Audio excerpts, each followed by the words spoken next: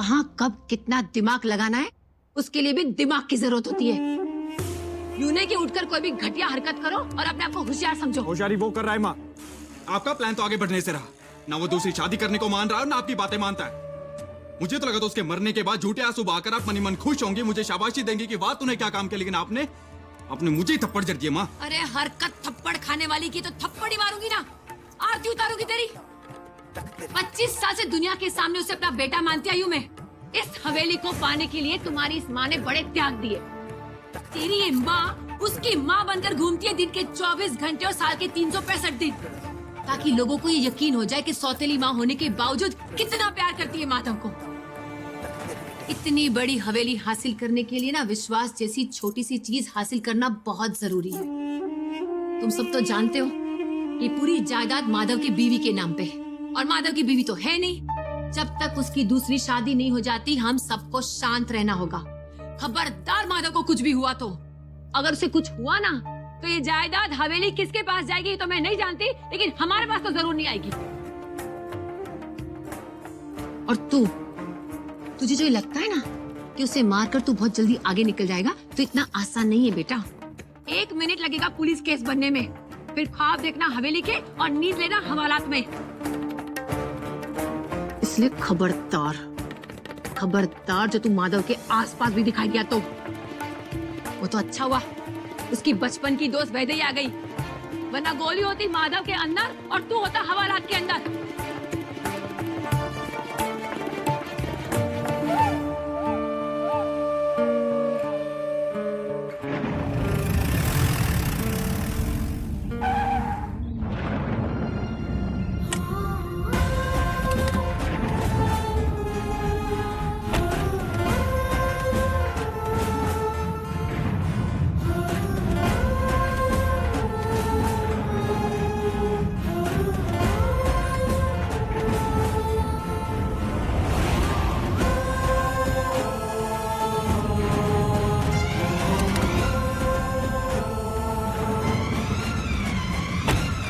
आजा बेटा, अंदर चल। आज से तेरे दोस्त का घर तेरा घर। क्या दोस्त काका, एक बार भी उसने मुझसे ठीक से बात नहीं की, और मैं तब तक अंदर नहीं जाऊंगी जब तक माधु मुझे खुद नहीं बुलाएगा।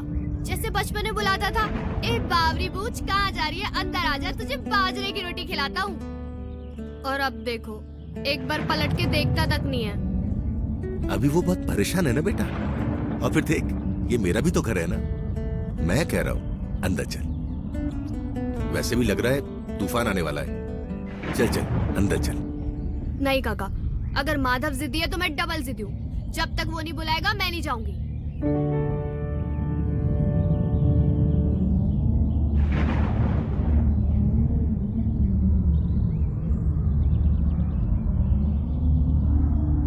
चलो अंदर।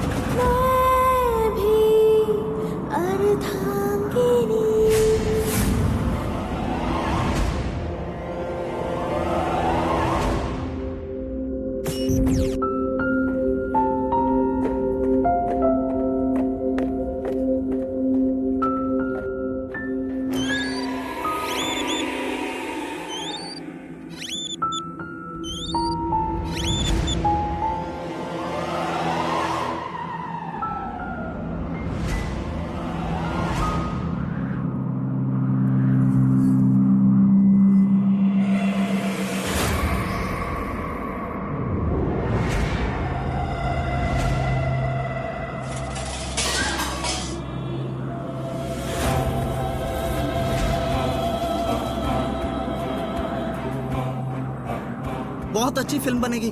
मैं बनाऊंगा ना। हाँ, अरे देखना तुम, ऐसी पिक्चर बनेगी कि एक मिनट। अरे बनवारी काका, खिड़कियां बंद करो, कितनी हवा चल रही है।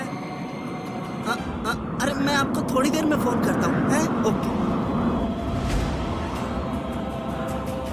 अरे ये खिड़की भी ना, ये भी खुली हुई है। एक तो ये माधव बच गया, ऊपर से माँ मुझ पे ऐसे चिल्ला रही थी, मन तो किया उन्हें ही उड़ा दूं।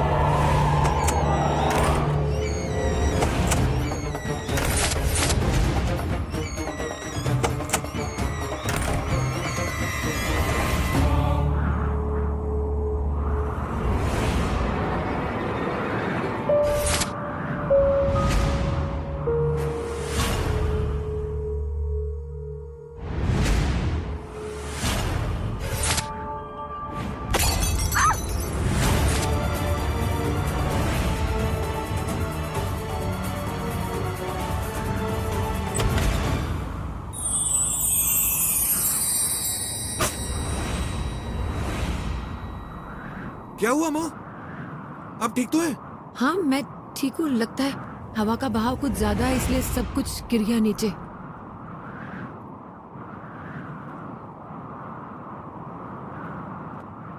मैं खिड़की बंद कर देता हूँ।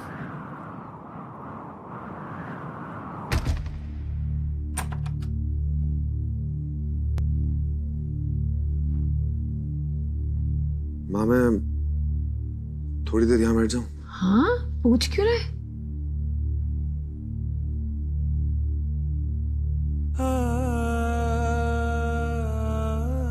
क्या हुआ, थक गया है? मन विचलित हो रहा है ना? मन अशांत है क्योंकि चित्रा की अस्थियों का विसर्जन ठीक से नहीं हुआ।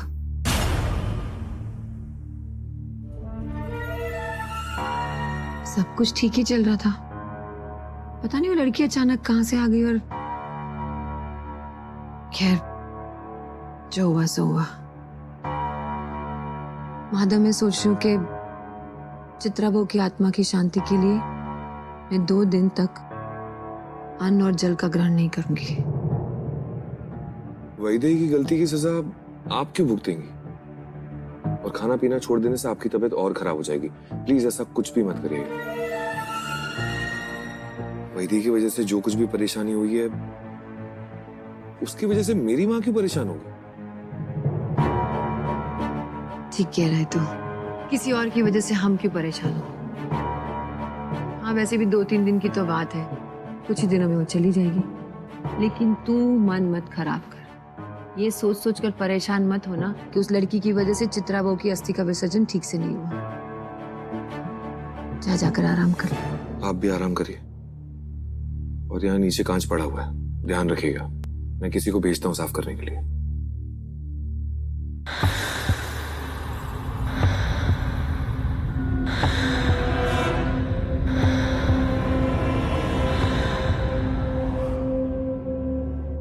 तेरी दादी से कहा था बिल्कुल चिंता मत करना, अच्छे से ध्यान रखूंगा।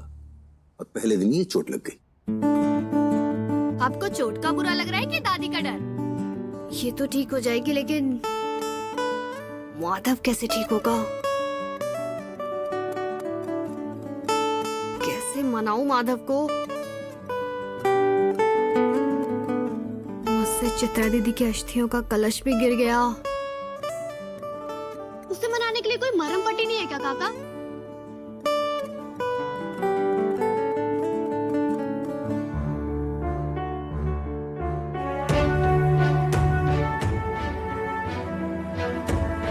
कुछ खा पी ले, दिमाग पर जोर बाद में डालना। काका अब मेरी चिंता मत कीजिए, जब पेट में गुड़गुड़ होगी ना तो मैं अपने आप रसोई में जाके कुछ खा लूंगी। और वैसे भी आपको पता है मैं पूरे गांव को संभालती थी, तो अपना ख्याल भी रख लूंगी ना। और फिर ये दिए है ना दादी ने गणपति महाराज, बाकी सब ये संभाल लेंगे। बस माधव को कैसे मनाना है इसका कोई तरीका निकल जाए।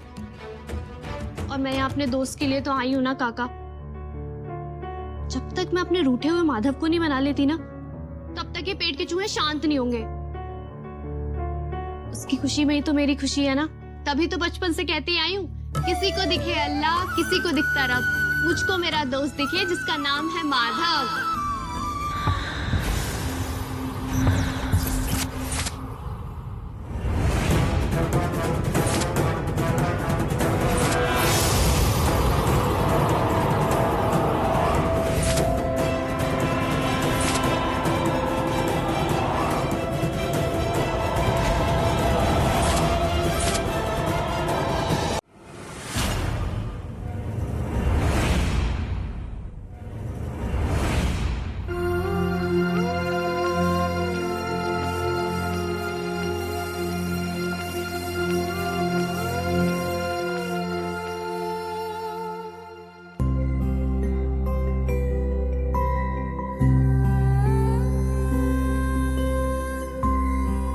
जैसे मेरा दोस्त हो गया ना काका, वैसे उसे ज्यादा दिन तक रहने नहीं देगी उसकी बावरी बूच।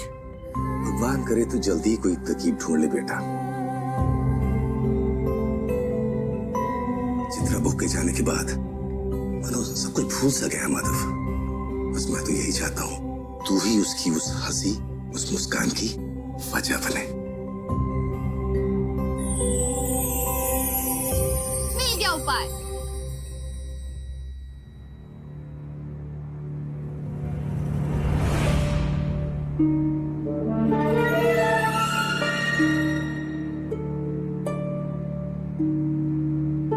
ये लड़कियां क्यों आई है? मैं ही लेकर आया हूँ। ब्रिजेश की मौत के बाद वैदेही की दादी उसके लिए सब कुछ थी। अब उनकी उम्र हो गई है और इसका मेरे अलावा दुनिया में और कोई नहीं है। तो कहाँ जाती बच्ची? आप एक काम क्यों नहीं करते? बाहर जो बड़े बड़े अक्षरों में लिखा है ठाकुर सदन, उसे मिटाकर धर्मशाला या सार्वजनिक सदन क्यों नहीं कर देते? कोई भी मुंह उठाकर मेरे घर में आ जाए और आप चाहते मैं उसका आदर सत्कार करूं, तो ये आपकी सिर्फ गलती नहीं, बहुत बड़ी गलतफहमी है। ये घर मेरा भी है नीला। अच्छा,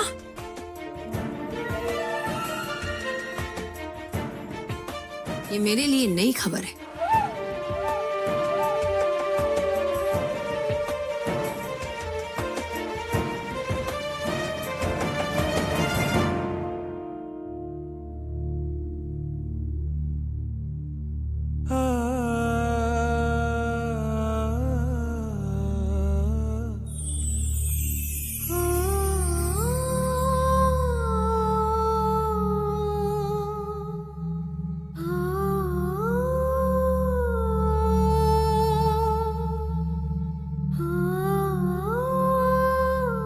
मुझे माफ कर देना चित्रा, मैं तुम्हारा ठीक से अस्थि विसर्जन भी नहीं कर पाया।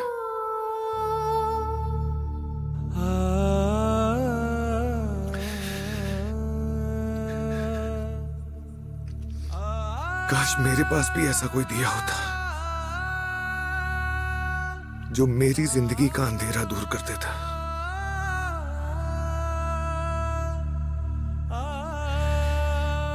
तुम्हारे जाने के बाद बहुत अंधेरा हो गया है।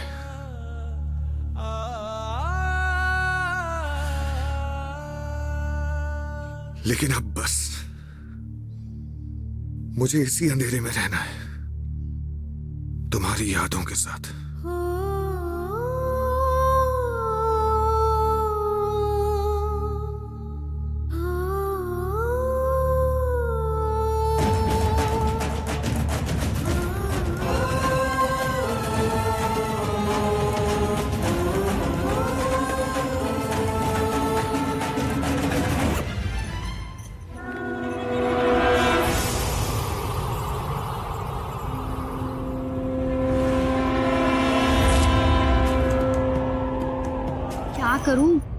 कहाँ गया वो?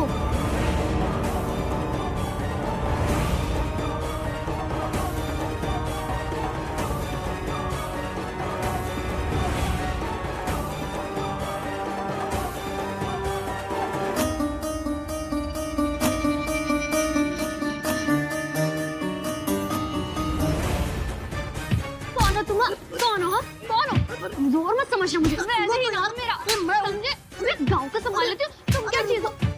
अरे रुक जा यार, छोटी थी तब भी ऐसे करती थी, अब तो माफ कर दे मेरी माँ। छोटी थी मतलब? कौन हो तुम?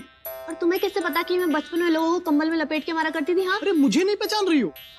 अरे मैं माधव का बेस्ट फ्रेंड, उसका इकलौता यार। एक लाइन में बोला जाए तो उनकी लाइफ की रोशनी, लालटेन। लाइट से भी ज्यादा तेज लालटेन। कैसे हो? कैसे हो? पीटने के पहले नहीं पूछ पा रही थी। अच्छा एक बात बताओ, माधव को पहचानने में तो सेकंड ना लगे तुम, और लालटेन को पहचानने में इतनी बड़ी भूल?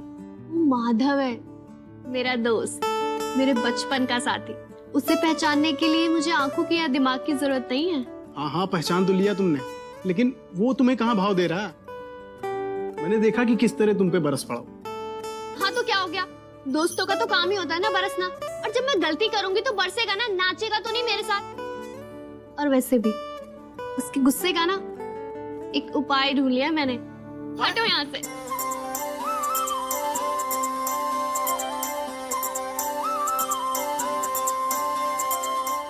पिपनी, इसको बजाने वाली है तू? इसको बजा के माधव का गुस्सा शांत करेगी तू? हाँ, इसको बजाने से जो धुन निकलेगी ना, उसके बचपन की खुशबू वाली, उसे सुनने से मेरे माधव का गुस्सा पल भर में शांत हो जाएगा। देख लेना।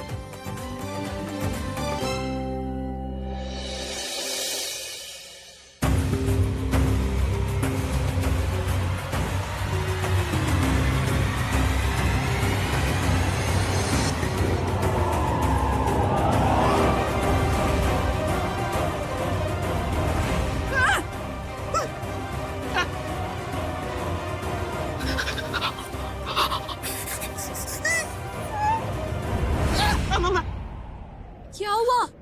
आप ऐसे क्यों चिल्ला रहे हैं? और आप इतने घबराए हुए ऐसे क्यों लग रहे हैं?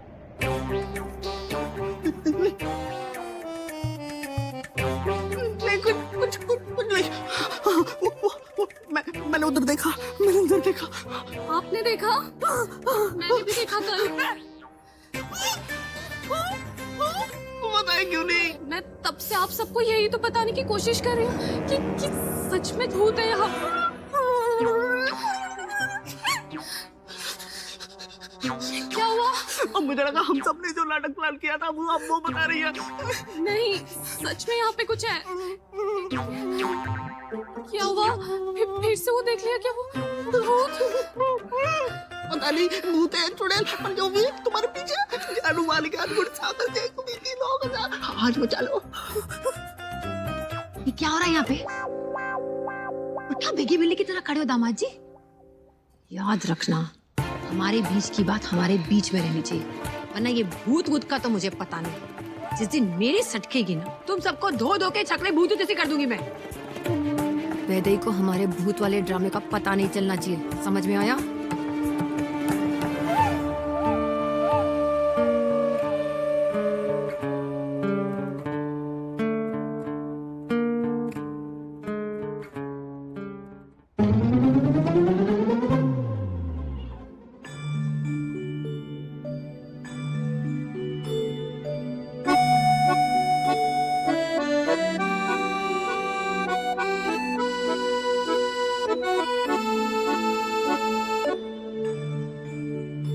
माधव का कमरा।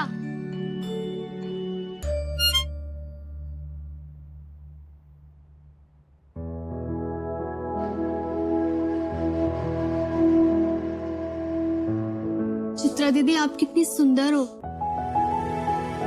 आपकी मुस्कान कितनी प्यारी है। पहले तो आपको कभी देखा नहीं, लेकिन आज देख लिया कि आप कितने सुंदर हो दीदी। आपको पता है दीदी, पहले जब माधव गुस्सा होता था ना, तो हम ये बजाते थे, और एक धुन है जिसे सुनकर माधव का गुस्सा शांत हो जाता है।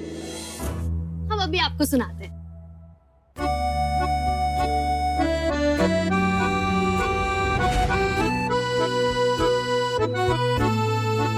कौन है?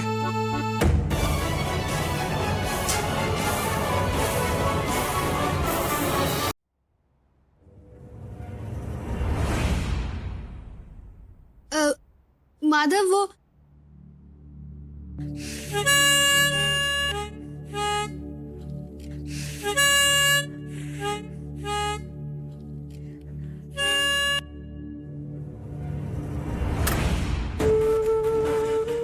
क्या है सब? तुम कर क्या रही हो जब से आई? तुम अपनी अकल गांव में छोड़ के आई हो या अभी भी बचपन में जी रही हो? और तुम मेरे कमरे में क्या कर रही? तुमको समझ में भी आता है तुमने किया क्या? चित्रा का अस्थि कलश गिरा दिया और उसके बाद ये सब। और ये क्या पीपरी बजा के इरिटेट कर रही हो तुम मुझे? क्यों गुस्सा दिला रही हो? माँ को भी चोट पहुंचाई, कम से कम